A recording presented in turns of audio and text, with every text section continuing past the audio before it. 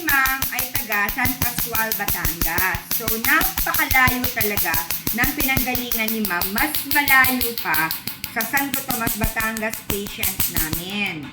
Si Ma'am ay 47 years old and obviously nakikita niyo naman ang problema ng kanyang skin. So meron siyang melasma. Halos itong buong mukha niya natatakpan na ng pekas. Ang wala na lang itong baba. Ito to. Itong nasa jowls niya. Yan. Ito lahat combination siya ng moderate at saka severe melasma.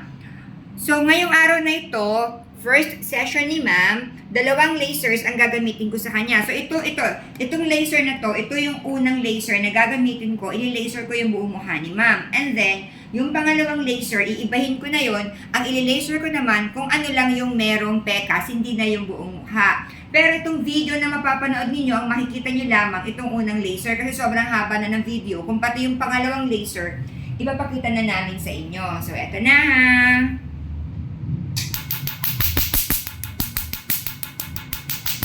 Isang pasada ko to, isang pasada ko din sa magkabila para kita nyo lang.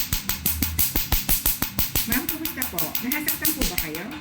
Konti lang. Konting-konti lang. Kasi manhid na yung mukha ninyo, no? Ibinabad ko si Ma'am ng halos 1 oras sa anesthesia para talagang hindi niya mararamdaman. So sa ngayon, ang sabi nga niya, hindi niya nga halos nararamdaman. Kung merong mang pain, konting-konti lamang. Medyo taas po kayo ng konti sa akin, Ma'am. Ayan, ito na po tayo sa kanan, ha?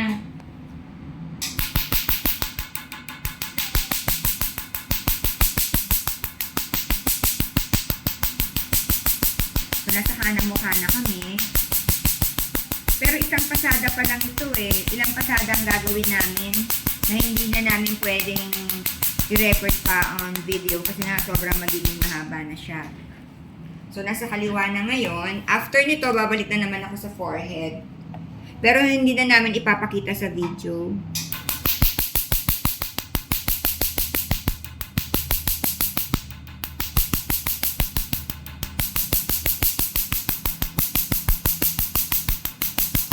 So, kitang-kita naman yung pekas ni Ma'am ngayon. So, paano guys? Magbababay na kami ha para makapag-concentrate na ako sa pag-video ko. Bye!